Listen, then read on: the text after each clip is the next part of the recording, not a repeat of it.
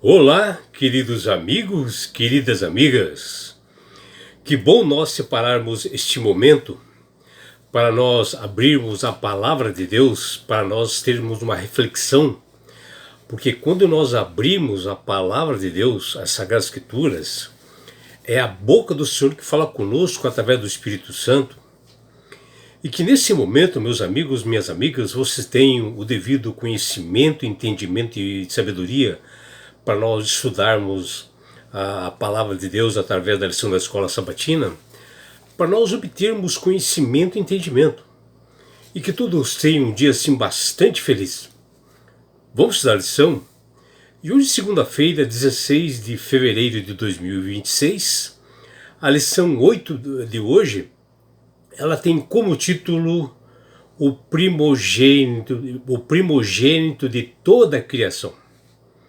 E quando nós já falamos essa palavra primogênito, ela já discorre assim uma certa polêmica entre algumas doutrinas que não têm a verdade nas mãos, que falta realmente o poder do Espírito Santo ensiná-las, porque primogênito do hebraico quer dizer Becor, ela quer dizer assim que é um status, é um direito, uma posição. Mas nada afirma que primogênito seja realmente o primeiro homem de uma família. Jamais.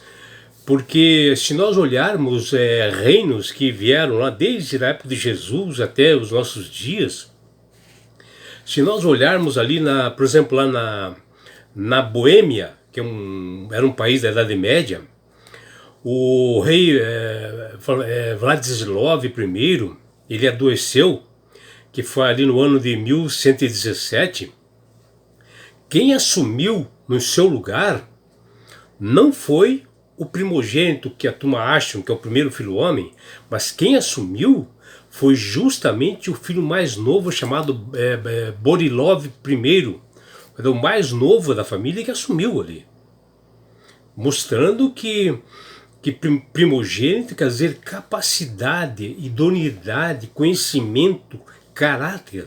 Aí sim o primogênito assume, né?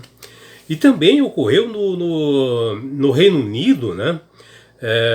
Em 1936, quando o rei Jorge morre, e quem assumiu, quem deveria assumir pela ordem mais ou menos das famílias na época, era o primogênito mais velho, chamado Eduardo VIII, que era o primeiro filho homem dele, né? Mas quem assumiu também foi o filho mais novo, chamado Wales Simpson, que era o filho mais novo, e que realmente o clero e que todas as pessoas que formavam ali e davam apoio ao rei, né, príncipes e monarcas, eles escolheram o mais novo, por ser mais capacitado. E esse conceito assim de primogênito dentro do povo de Israel não era diferente. Nem sempre era um título dado ao primeiro filho homem nascido daquela família. E sim aquele filho que herdava dos pais qualidades, né, de caráter, de valores espirituais, morais. Ou seja, pessoas que tinham um compromisso com Deus. E isso aconteceu no caso do Jacó, que ele não era o primeiro filho homem da família. E assim, Jacó realmente assumiu como primogênito. Isaac também aconteceu uma coisa, José também, e muitos outros que nós vemos ali nas Sagradas Escrituras. E independente da ordem de nascimento, eles assumiram, né? E Davi é outro exemplo, né, que embora ele fosse o mais novo dos 8 irmãos, ele foi apontado por Deus para que ele assumisse o trono de Israel como rei, que está lá em 1 Samuel 16, versículo 10 a 13, né, mencionando aqui que Deus coloca como primogênito aquele que tem capacidade, aquele que mostra caráter, aquele que observa seus estatutos e mandamentos, né? E por meio do salmista, Deus declarou assim, farei dele o meu primogênito. Tá vendo? Farei dele o meu primogênito, o mais elevado entre os reis da terra. Vejam que Deus fala sobre Davi. Está lá no Salmo 89, versículo 27. O Senhor também disse a Moisés, olha o que ele disse a Moisés: Israel é meu filho, meu primogênito. Tá bom? Então está lá em Êxodo 4, 22. E nesse contexto, assim, o termo primogênito transmite a ideia de supremacia, ou seja, o primeiro em importância, em valores dentro de uma família. E a lição de hoje, que está lá em Colossenses capítulo 1, versículos 15 até 17, o apóstolo Paulo chamou Jesus de primogênito de toda a criação. Quando ele menciona isto, né, ele indica que Jesus tem a autoridade, soberania sobre todo o universo, porque tudo foi criado por ele, que é mencionado ali em Gênesis capítulo 1, versículo 26 a 27. Por isso que ele é o primogênito da criação, de toda a criação, que Paulo fala. E Paulo estava falando da supremacia de Cristo e que ele não tenha sido criado por Deus. Jamais. Paulo não está dizendo isto. Com muitas doutrinas aí falam que Jesus foi criado por Deus porque Paulo falou isto. Se na realidade Deus é Pai, Filho e Espírito Santo, uma pessoa só, formada em três: Deus Pai, Deus Filho e Espírito Santo. Então todos estavam na criação. E a declaração de Paulo, ela é extremamente abrangente, né? Tudo significa absolutamente tudo, né? Em termos assim, do espaço do sideral, seja lá o céu e a terra, ou ontológico, coisas visíveis ou invisíveis. E também ele fala de partes funcionais, né? De tronos, soberanias, poderes e autoridades. E assim a expressão poderes e autoridades geralmente se refere a seres angelicais, mostrando que até os anjos foi criado por Jesus, que está lá em Efésios 3:10, Efésios 6:12. E assim, para evitar mal entendido, Paulo acrescentou que Jesus existia antes de todas as coisas, antes da fundação do mundo, que está lá em Colossenses 1:17. Todas as coisas do universo foi criadas posterior a Jesus, né? Ou seja, Jesus existia. E Paulo enfatizou que nele, Jesus, tudo subsistia, está lá em Colossenses 1:17. E a palavra grega sinisteme significa literalmente unir. Jesus mantém todo o universo unido, conectado, não apenas como Criador, mas como Redentor e mantenedor de todo esse universo. E todos os títulos atribuídos a Jesus pelo apóstolo Paulo, inspirado por Deus, nos livros de Colossenses capítulo 1, versículos 15 até 18, também lá em Hebreus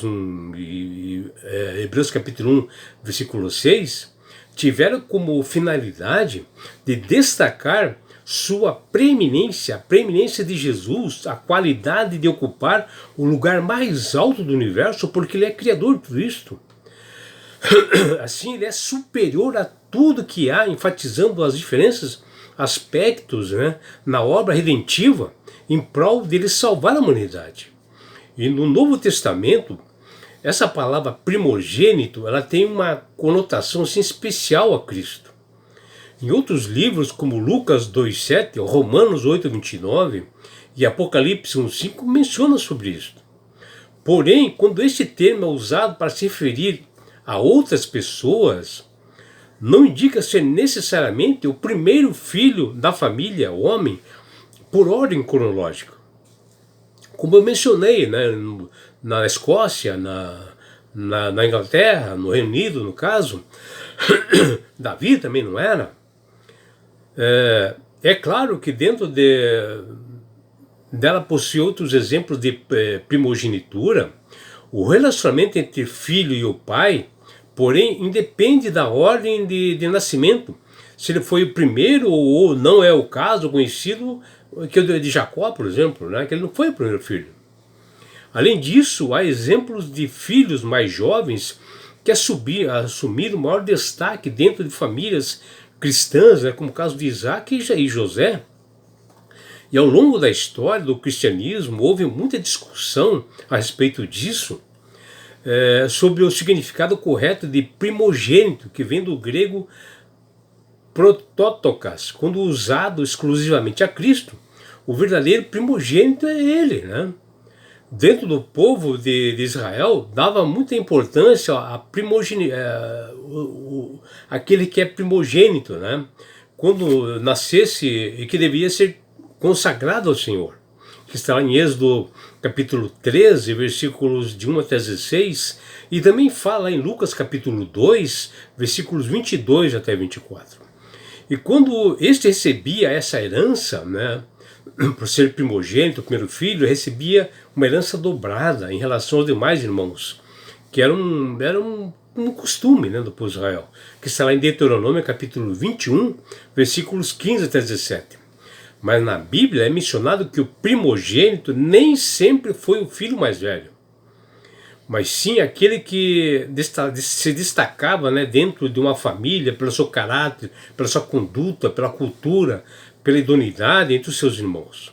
E nesse sentido que Deus qualificou a Israel, que não era a primeira nação, não era a nação mais antiga, e Deus a chamou de meu primogênito, chamou Israel de meu primogênito, que está lá em Êxodo 4:22. E Efraim, o segundo filho de José, e também a Zenate, ele chama de o meu primogênito, que ele não era o primeiro filho, que está em Jeremias 31:9. E a Davi, o mais novo dos 8 filhos de Jessé, deu o nome de o meu primogênito, o próprio Deus falando, o mais elevado entre os reis da terra, que Deus disse que ele seria, e foi, que está lá no Salmo 89:27.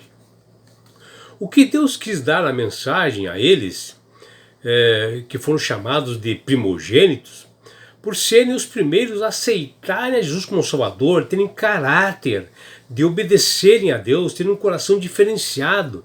E o Senhor colocou realmente eles como primogênitos dentro das suas famílias, os primeiros a manterem uma fidelidade, uma consagração ao Senhor.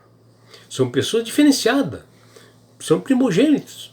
E Jesus é qualificado como o primogênito de toda a criação, que está lá em Colossenses 1:15. Em um contexto assim que engrandece e enaltece como Criador e mantenedor do universo, ele está acima de todas as coisas criadas. E em Colossenses capítulo 1, versículos 15 até 17, o apóstolo Paulo afirma que Cristo é a imagem do Deus invisível, o primogênito de toda a criação, pois nele foram criadas todas as coisas nos céus e sobre a terra, as visíveis e as invisíveis, sejam tronos, sejam soberanias, quer principados, quer potestades. Tudo foi criado por meio dele e para ele. E ele é antes de todas as coisas, nele tudo subsiste. É o apóstolo Paulo falando isto para todos nós. Veja que maravilha que ele diz aqui.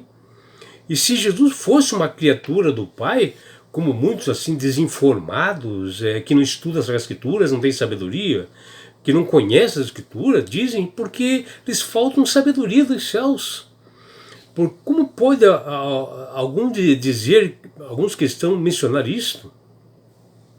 Se o texto de Colossenses 1, 15, 17, que acabei de ler aí, que deve ser lido completo e várias vezes, né, com entendimento, que tudo foi criado por meio dele, Jesus, até os anjos dos céus. Como pensar diferente disso, meus amigos? Se Cristo houvesse sido gerado em algum momento da eternidade, como esses céticos e pessoas desinformadas falam, dizem, né? Como então poderia ser chamado pelo profeta Isaías, que está lá em Isaías 9:6, como o Deus forte, o Pai da eternidade? Como Isaías iria chamar isso, meus amigos? Então Jesus não seria o Pai da eternidade. O apóstolo Paulo, em seu texto completo, de forma alguma, ele sugeriu que Jesus foi o primeiro ser a ser criado. de forma alguma. Pelo contrário, Paulo negou categoricamente essa possibilidade e até mencionou que Jesus criou todas as coisas, que está lá em Colossenses 1,16. E é por isso, meu amigo, minha amiga, que nós temos que buscar a sabedoria e só conseguimos através do poder do Espírito Santo, com muito estudo assim das Sagradas Escrituras, para termos esse entendimento. Que você possa buscar isto. E se você não tem sabedoria, se ajoelhe, clame ao Senhor, diz: Senhor, eu preciso entender disto. E com certeza Deus, por amor, irá interceder em você e você terá esse entendimento. Que você tenha um dia assim prazeroso e deleitoso ao lado do Criador do Universo. É o que deseja seu amigo João Carlos Amorim.